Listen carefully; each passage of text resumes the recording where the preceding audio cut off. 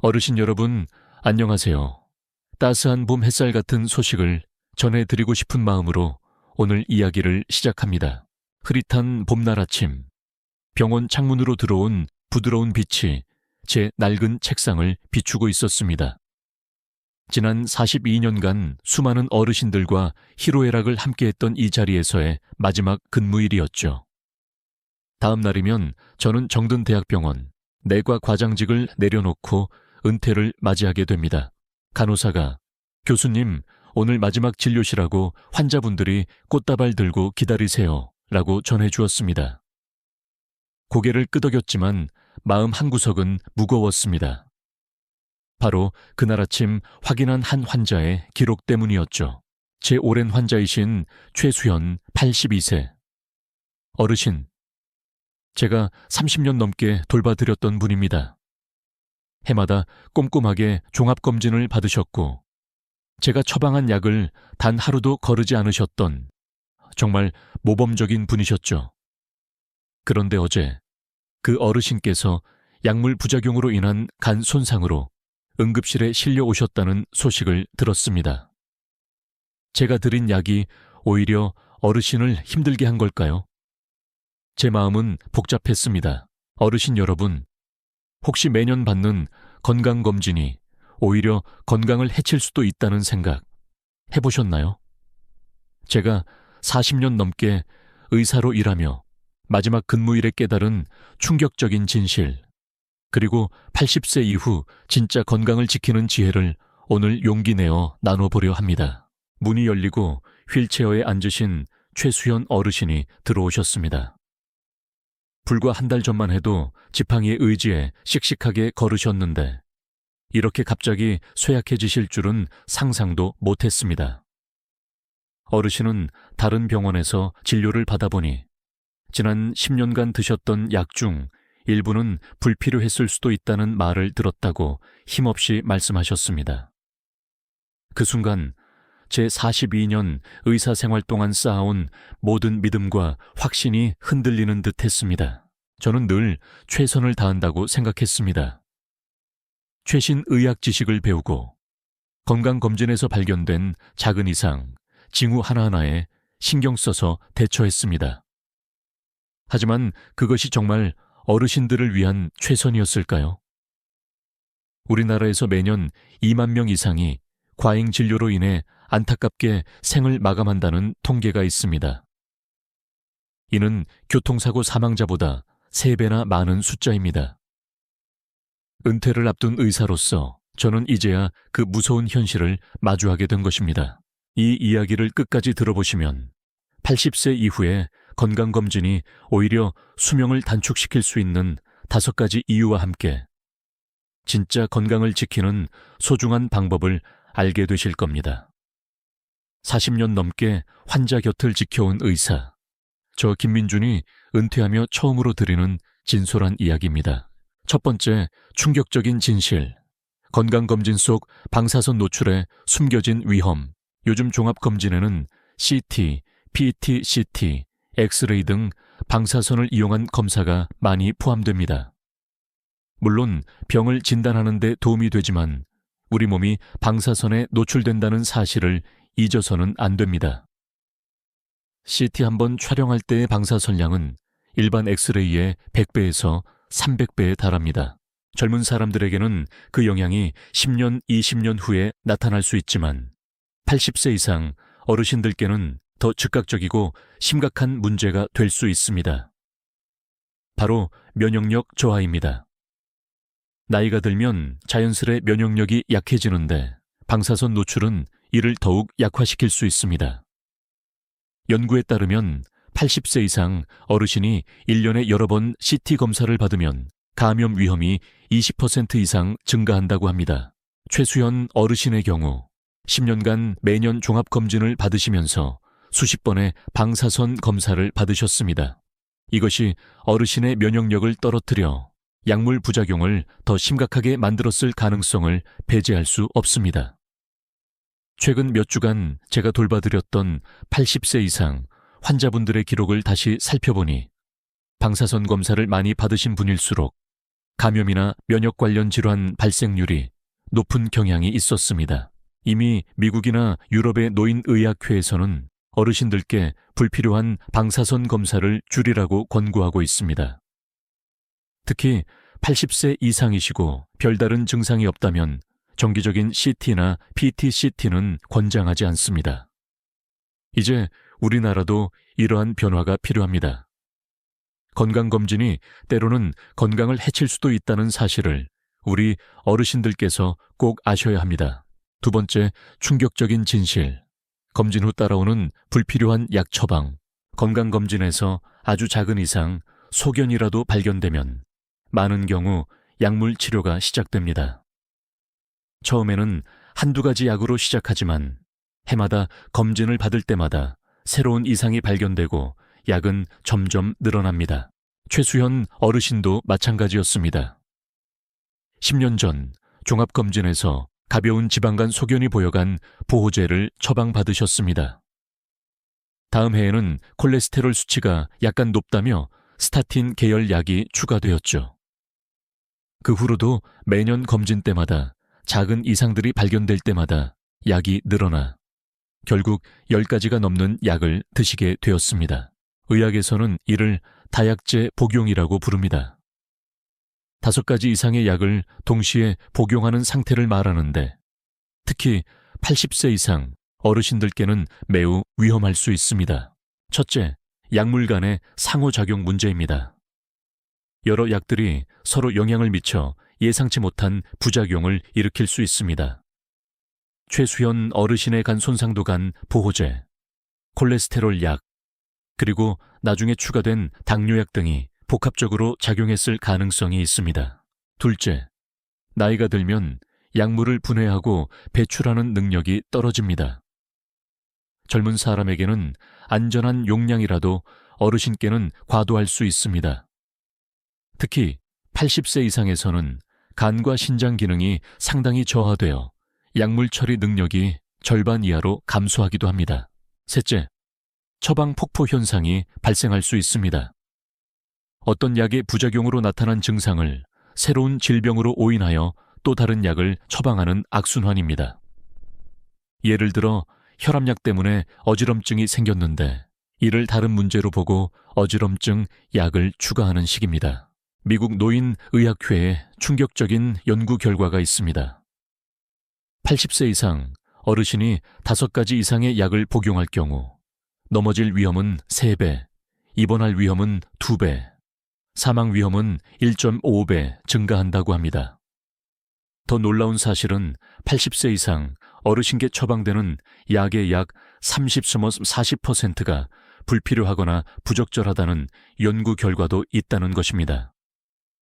이는 건강검진에서 발견된 사소한 이상에 대해 너무 성급하게 약물 치료를 시작하기 때문일 수 있습니다. 이제는 약이 때로는 독이 될 수도 있다는 사실을 모두가 알아야 합니다. 세 번째, 충격적인 진실. 과잉 진단과 불필요한 불안감. 현대의학 기술의 발전으로 아주 작은 이상까지 발견할 수 있게 되었습니다. CT, MRI, 초음파 같은 첨단 장비는 예전에는 보이지 않던 미세한 변화까지 찾아냅니다. 하지만 문제는 이렇게 발견된 미세한 이상, 소견의 대부분이 실제로는 건강에 해를 끼치지 않는다는 것입니다. 특히 80세 이상 어르신들에게서 발견되는 작은 변화들은 대부분 자연스러운 노화 과정의 일부일 수 있습니다. 예를 들어 80세 이상 여성의 90% 이상에서 갑상선의 작은 결절, 혹이 발견되지만 이 중 암으로 발전하는 경우는 1% 미만입니다. 대부분은 그냥 지켜봐도 아무런 문제가 되지 않습니다. 또한 80세 이상 남성의 80% 이상에서 전립선에 이상 소견이 발견되지만 대부분은 전립선암으로 진행되지 않거나 진행되더라도 매우 느려서 다른 원인으로 먼저 세상을 떠나시는 경우가 훨씬 많습니다. 이렇게 해롭지 않은 변화를 질병으로 진단하는 것을 과잉 진단이라고 합니다. 과잉 진단은 불필요한 추가 검사나 치료로 이어질 뿐만 아니라 심리적인 불안감과 경제적인 부담까지 안겨줍니다. 특히 심리적 불안감은 어르신들의 건강에 매우 해롭습니다. 갑상선에 혹이 있습니다. 또는 간에 작은 종양이 보입니다. 와 같은 말은 당사자에게 엄청난 스트레스를 줍니다. 이러한 스트레스는 면역 기능을 떨어뜨리고 잠 못 이루게 하며 우울감을 유발할 수도 있습니다. 제 환자 중 한 분은 건강검진에서 폐에 작은 그림자가 보인다는 말을 듣고 극심한 불안감에 시달리며 6개월간 잠을 제대로 못 주무셨습니다. 추가 검사 결과 다행히 단순한 흉터 조직으로 밝혀졌지만 그 6개월간의 스트레스로 인해 어르신의 건강은 눈에 띄게 나빠졌습니다.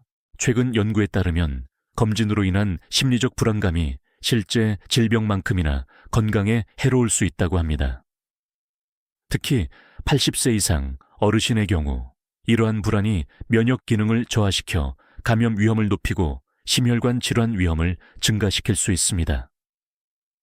건강을 위해 받은 검진이 오히려 건강을 해칠 수 있다는 이 역설적인 진실을 이제는 모두가 알아야 합니다. 네 번째, 충격적인 진실. 불필요한 시술과 수술의 위험. 건강검진에서 이상 소견이 발견되면 추가 검사나 시술, 심지어 수술까지 권유받는 경우가 있습니다. 문제는 80세 이상 어르신께 이러한 시술이나 수술은 그 자체로 매우 위험할 수 있다는 점입니다. 대표적인 예가 대장 내시경입니다. 많은 종합검진 프로그램에 포함되어 있지만 80세 이상 어르신의 경우 대장 내시경 중 장 천공장이 뚫리는 것, 위험이 젊은 사람보다 3배 이상 높습니다. 또한 검사 전장을 비우는 과정에서 탈수나 전해질 불균형이 생길 위험도 훨씬 큽니다. 갑상선 조직 검사도 마찬가지입니다. 검진에서 갑상선에 작은 혹이 발견되면 조직 검사를 권유받는 경우가 많은데 이 과정에서 출혈이나 감염 위험이 있으며 특히 어르신들은 회복이 더뎌 합병증 발생 위험이 높습니다.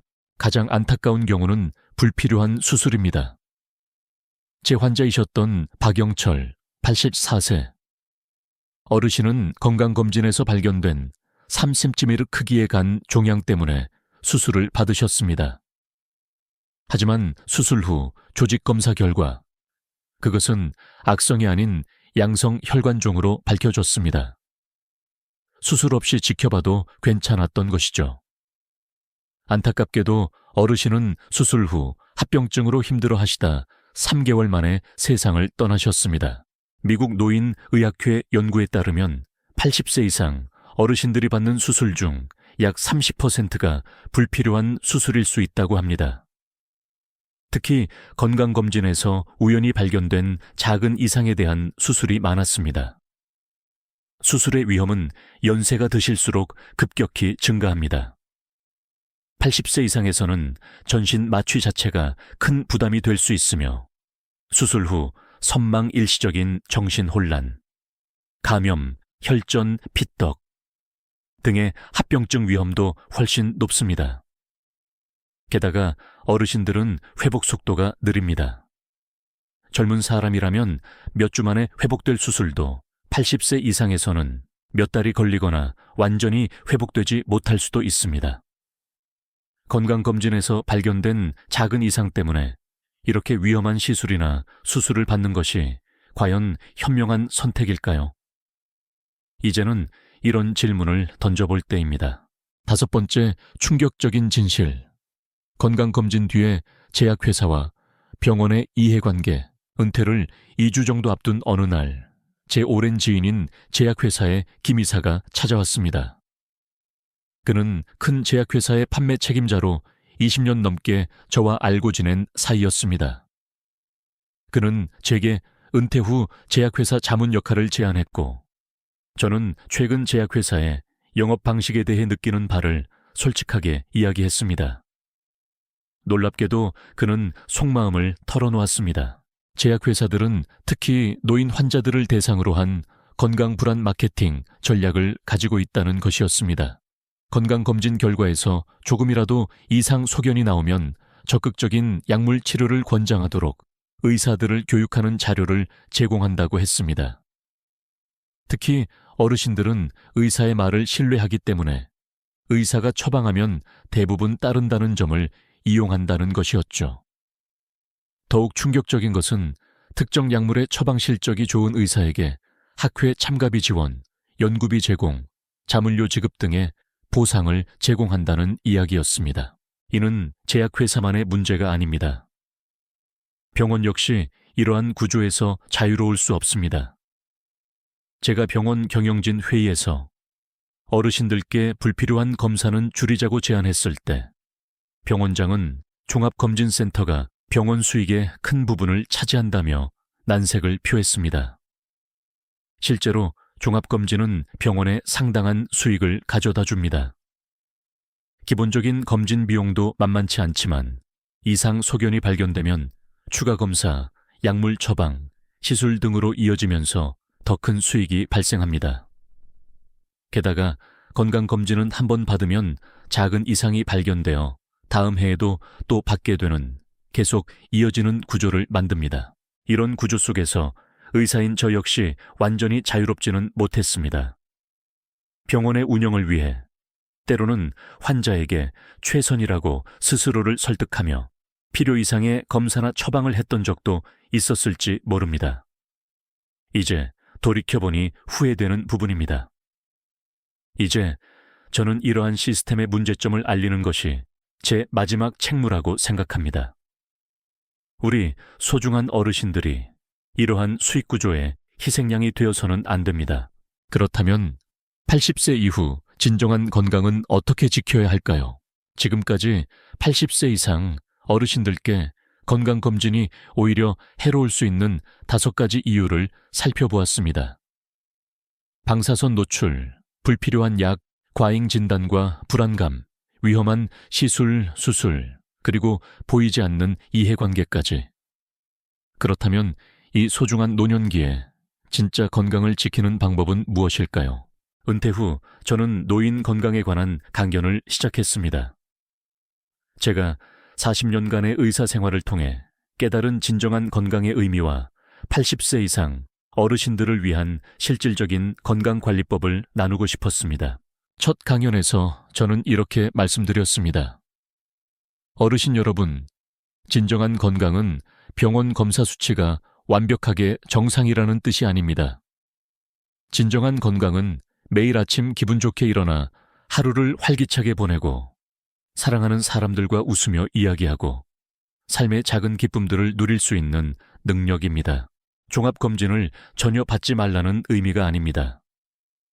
다만 80세 이후에는 불필요한 검사와 약을 줄이고 정말 우리 몸에 도움이 되는 건강관리에 집중하자는 것이 제 메시지입니다. 제가 제안하는 진정한 장수의 비결은 다음과 같습니다. 규칙적인 운동. 매일 30분 이상 가볍게 걷는 것만으로도 심장병, 뇌졸중, 당뇨병 위험을 크게 줄일 수 있습니다. 걷기가 힘드시다면 의자에 앉아서 할 수 있는 가벼운 스트레칭이나 체조도 아주 좋습니다. 수많은 연구 결과가 운동이 어떤 명약보다도 효과적인 건강관리법임을 증명하고 있습니다. 건강한 식습관, 신선한 채소와 과일을 충분히 드시고 짠 음식과 단 음식을 줄이는 것이 중요합니다. 특히 80세 이상 어르신들께는 근육 유지를 위해 단백질 섭취가 중요한데 두부, 생선, 살코기, 콩류 등이 좋은 단백질 공급원입니다. 장수마을로 유명한 오키나와나 사르데냐 노인들의 식단을 보면 모두 채소 위주 식단과 적절한 단백질 섭취가 특징입니다. 따뜻한 사회적 관계 유지, 외로움과 고립감은 건강에 매우 해롭습니다. 친구분들과 정기적으로 만나 담소를 나누거나 경로당이나 복지관 프로그램, 취미 모임 등에 참여하시는 것이 정신 건강은 물론 신체 건강에도 큰 도움이 됩니다. 연구에 따르면 활발한 사회활동을 하는 어르신은 그렇지 않은 분보다 수명이 아무런 7년 더 길다고 합니다. 충분하고 질 좋은 수면. 나이가 들면 잠드는 데 시간이 걸리거나 중간에 깨는 등 수면 패턴이 변할 수 있지만 여전히 질 좋은 잠은 건강에 필수적입니다. 낮에 햇볕을 쬐며 활동적으로 지내고 매일 일정한 시간에 잠자리에 드는 습관이 중요합니다. 숙면은 면역력을 높이고 기억력을 유지하며 심혈관 건강에도 좋습니다. 현명한 약물 관리, 약물 정리. 현재 복용 중인 약이 5가지 이상이라면 주치의 선생님과 상의하여 정말 필요한 약만 남기고 정리하는 것이 좋습니다. 여러 병원에서 약을 처방받으셨다면 반드시 한 의사에게 모든 약을 보여주고 상담하세요. 놀랍게도 많은 경우 약을 줄이면 오히려 몸이 더 가뿐해지고 건강이 좋아지는 것을 경험합니다. 이러한 건강관리법들은 비싼 검사나 약물 치료보다 훨씬 효과적일 수 있으며 부작용 걱정도 없습니다. 무엇보다 삶의 질을 높여줍니다. 제 환자였던 최수현 어르신은 제 조언에 따라 약을 상당 부분 줄이고 매일 꾸준히 공원 산책을 시작하셨습니다. 6개월 후 놀랍게도 어르신은 휠체어에서 벗어나 다시 걸으실 수 있게 되었습니다. 간 기능 수치도 눈에 띄게 좋아졌고 무엇보다 얼굴에 화색이 돌고 웃음을 되찾으셨습니다. 노년기의 건강은 병원 검사 수치에 좌우되는 것이 아니라 활동적인 일상, 좋은 사람들과의 관계, 그리고 긍정적인 마음가짐에서 비롯됩니다. 물론 꼭 필요한 치료는 받아야 하지만 검사와 약물에 지나치게 의존하기보다는 일상생활 속에서의 건강관리가 훨씬 더 중요합니다. 저는 이제 매주 노인복지관에서 강연을 하며 이 메시지를 전파하고 있습니다. 제가 42년간의 의사 생활을 통해 깨달은 가장 중요한 교훈을 나누는 것이 제 남은 삶의 보람입니다. 건강한 노년은 병원에서 만들어지는 것이 아니라 바로 어르신 여러분의 일상 속에서 만들어집니다. 제 강연을 들으신 많은 어르신들이 긍정적인 변화를 경험하고 계십니다. 85세 김철수 어르신은 10가지 넘는 약을 드시다가 주치의와 상담 후 3가지로 줄였더니 괴롭히던 어지럼증이 사라지고 기력이 돌아왔다고 기뻐하셨습니다. 82세 이순자 어르신은 매년 받던 종합검진 비용으로 수영 강습을 등록하셨습니다. 수영을 배우면서 새로운 친구들도 사귀고 무릎 통증도 좋아졌다며 활짝 웃으셨습니다. 세계적으로 장수하는 어르신들의 공통점은 병원 의존도가 낮다는 것입니다. 장수마을로 알려진 곳의 어르신들은 대부분 규칙적인 신체 활동, 활발한 사회적 관계, 그리고 식물성 식품 위주의 소박한 식습관을 가지고 있습니다. 약이나 검사에 의존하기보다는 즐겁게 살아가며 일상 속에서 자연스럽게 건강을 관리하는 것이죠. 마무리하며 어르신 여러분, 오늘 제 이야기를 통해 80세 이후 건강검진에 숨겨진 진실과 마주하셨습니다. 건강검진이 항상 좋은 것만은 아니며 때로는 과도한 방사선 노출, 불필요한 약물 처방, 과잉 진단으로 인한 불안감, 위험한 시술과 수술, 그리고 보이지 않는 경제적 이해관계 속에서 오히려 해가 될 수도 있다는 5가지 이유를 솔직하게 말씀드렸습니다. 하지만 더 중요한 것은 진정한 노후 건강을 위한 지혜, 즉 장수의 비결입니다. 규칙적인 운동, 건강한 식습관, 따뜻한 인간관계, 충분한 수면, 그리고 현명한 약물 관리가 바로 그것입니다. 오늘의 가장 소중한 교훈은 이것입니다. 진정한 건강은 숫자가 아니라 하루하루를 즐겁게 살아가는 삶의 질에 있다는 것입니다. 그리고 그 열쇠는 병원이나 약이 아닌 바로 어르신 여러분의 손 안에 있습니다. 어르신 스스로 건강한 습관을 선택하고 실천하실 때 진정한 건강과 행복한 장수를 누리실 수 있습니다. 이제 선택은 어르신들의 몫입니다.